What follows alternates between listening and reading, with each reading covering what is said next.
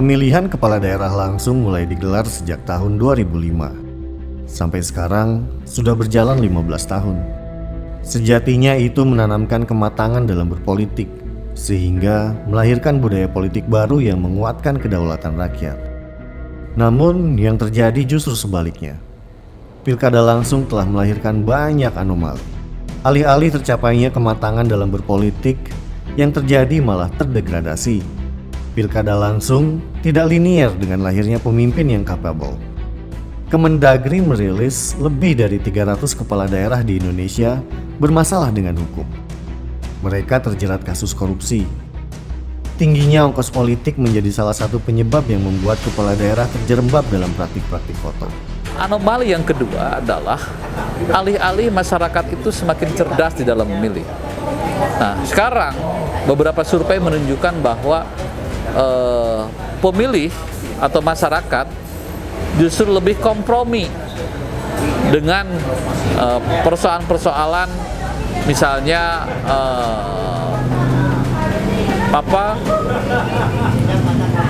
politik uang gitu ya. Kemudian juga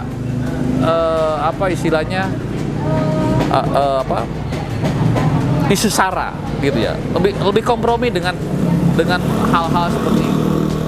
Padahal sesungguhnya ketika kita berbicara demokrasi gitu ya, justru harus mengeliminir persoalan-persoalan yang berbau sara di dalam pilkada. Karena yang muncul adalah bagaimana seorang itu kredibel, acceptable, capable gitu. Sehingga ketika dia pimpin betul-betul bisa membawa masyarakat ke arah kemajuan.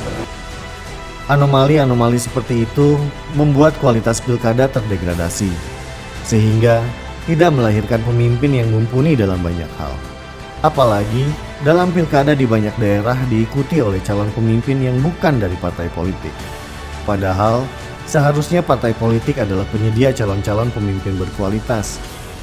Sejatinya partai politik menjadi tempat untuk menggembleng calon-calon pemimpin. Namun yang terjadi tidak begitu. Partai politik gagal dalam melakukan kaderisasi calon pemimpin.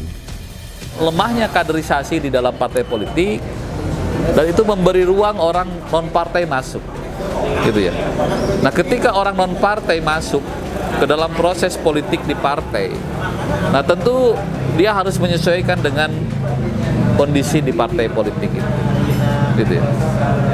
Mending kalau ada waktu untuk proses adaptasi. Kalau misalnya waktunya terlalu singkat, maka yang terjadi adalah proses tawar-menawar, bargaining.